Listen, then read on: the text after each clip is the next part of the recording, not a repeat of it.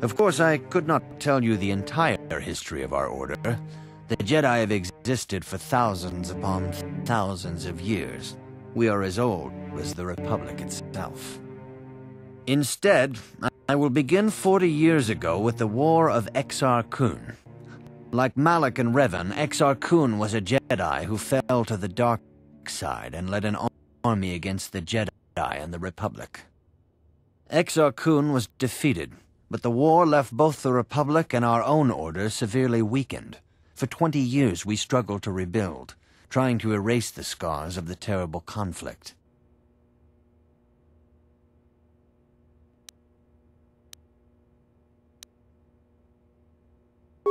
"20 years ago, the Mandalorians, aware that the Republic was in a weakened state, began conquering small worlds on the Outer Rim. They were careful to choose only planets outside the Republic's jurisdiction. After much debate, the Senate chose not to intervene. As long as the Mandalorians avoided planets that were members of the Republic itself, there would be no retaliation.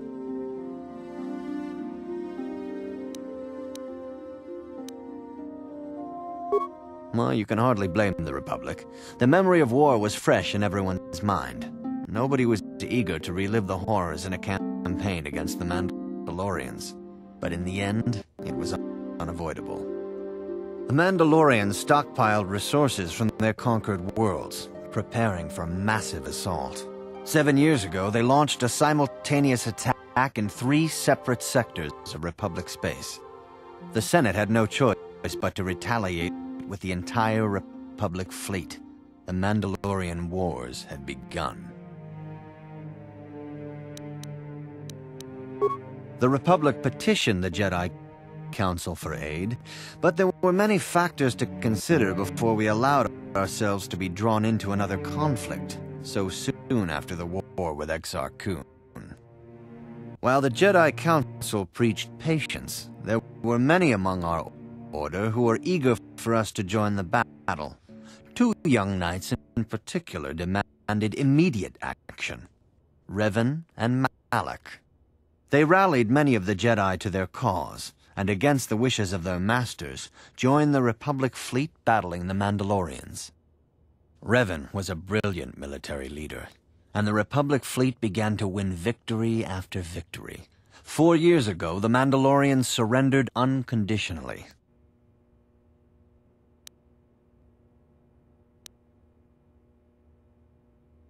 Revan and Malak were heroes, the great saviors of the Republic. 1/3 of the Republic fleet was under their direct command, and then something happened. Instead of returning after the war's end, the ships under Revan's command went deep into unexplored space. They claimed to be searching for the last remnants of the Mandalorian fleet. All contact was lost. For many months, it was assumed some great disaster had befallen the entire fleet. Everyone thought they were dead.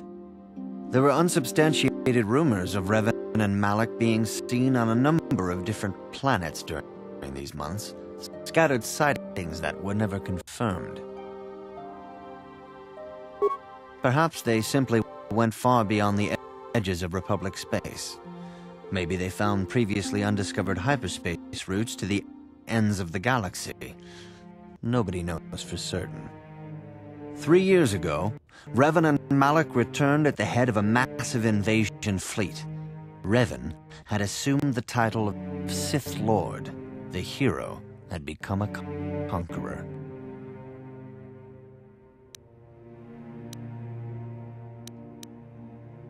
Some of the ships in the Sith fleet are those that were under Revan's command during the Mandalorian Wars, but many more are of an alien design we've never seen before. The source of this massive fleet is one of the many things about the Sith we cannot explain. It seems impossible to have created it in such a short time, yet we cannot deny its existence. The source of the Sith soldiers is unfortunately much easier to understand. Initially, the bulk of the force were former Republic soldiers who had served under Revan.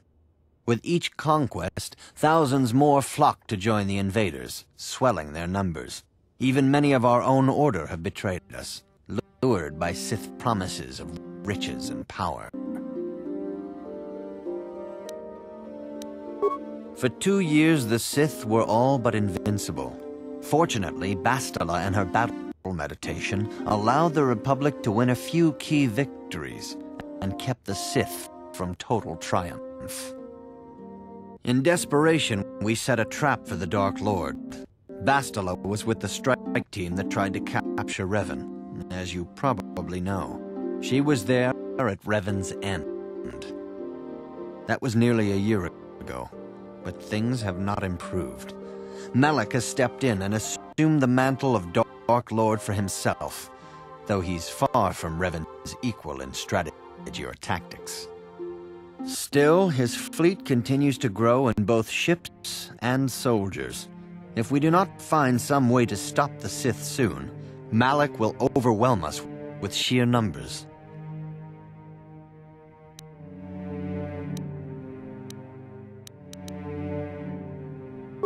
Revan's tale shows us how even the greatest of Jedi can fall to the dark side.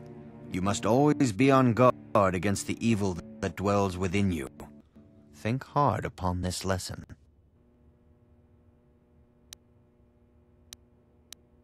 This facility is a training academy. The archives here are restricted to those who have attained the rank of Master. We must protect overeager Padawans from being exposed to dangerous knowledge.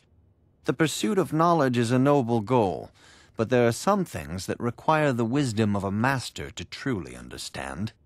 You should ponder the history of Revan. It contains many lessons you may need if we hope to defeat Malak and the Sith.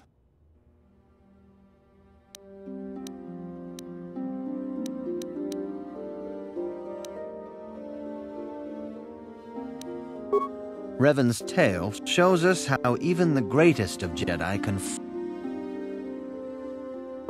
May the Force be with you.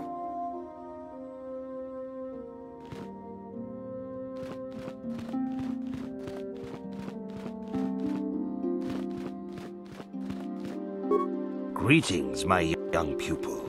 Your progress has been most remarkable so far. Are you here to continue your training in the ways of the Jedi?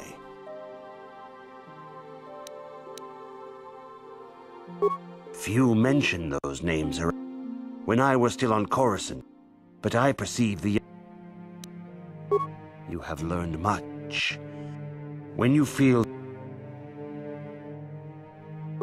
Greetings, my young pupil. Soon your apprenticeship will end, and you will be granted the title of Padawan, the lowest rank of those within the Jedi Order. Yet first you must prove yourself worthy.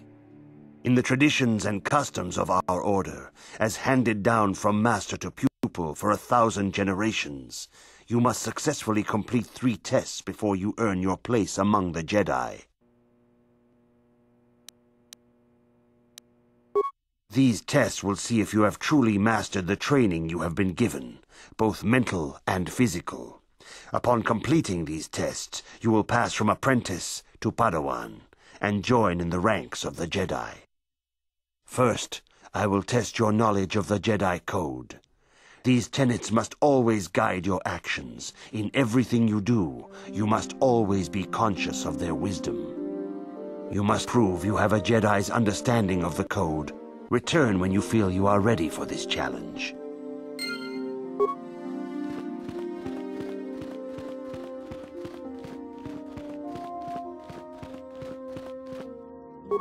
Good evening, apprentice. I trust your training goes well. All Jedi must know the Code. Its tenets are the fundamental teachings of our order. Think and meditate on these truths, apprentice. There is no emotion. There is peace. There is no ignorance. There is knowledge. There is no passion. There is serenity. There is no chaos. There is harmony. There is no death. There is the Force. I have faith that you will achieve the rank of Padawan soon. Master Jar is most impressed with your progress. May the Force be with you, apprentice.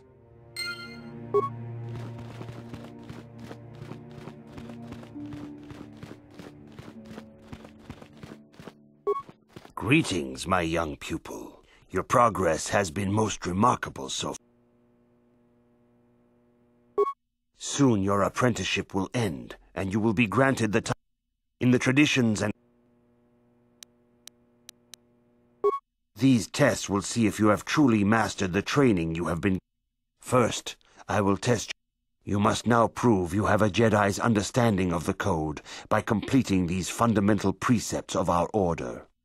There is no emotion. There is no ignorance. There is no passion. There is no chaos. There is no death. You have learned your studies well, apprentice. It will not be long before you are a full member of our order. But first, you must pass the second test and learn about the most prized possession of a Jedi, the very symbol of our order, the lightsaber. The lightsaber is the traditional weapon of our order. It is a symbol of a Jedi's skill, dedication, and authority. And each lightsaber is as individual as the Jedi who wields it. The blade is made of pure energy, focused by polished crystals in the hilt. As the second test, each Jedi must construct his lightsaber with his own hands. And now it is your time. Speak with Master Dorak, and he will guide you through the choosing of a crystal.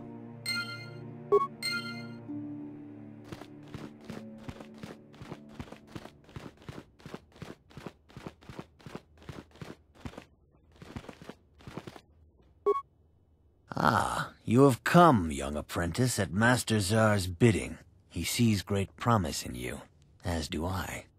The time has come for you to choose the color of your lightsaber. This color also reflects your demeanor and position within the Order.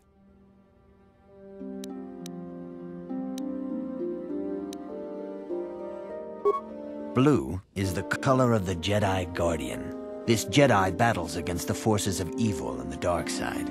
They focus more on combat training and use of the lightsaber. Yellow is the color of the Jedi Sentinel. This Jedi ferrets out deceit and injustice, bringing it to light. They focus less on combat and more on other skills and abilities. Green is the color of the Jedi Consular. This Jedi seeks to bring balance to the universe. They mediate between other groups, using their powers to end conflict and preserve peace.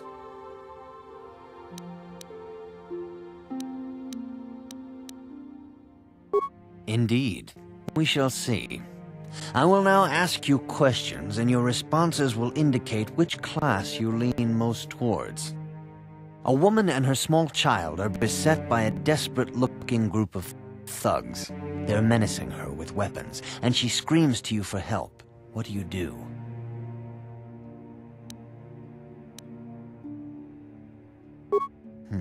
Indeed. Very well. On to the next question. You are in combat with a dark Jedi allied with the Sith. There is a pause in the combat. What do?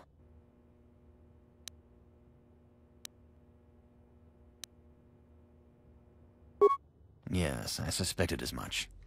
Now for the next question. There is a locked door, and your goal lies on the other side. What do you do?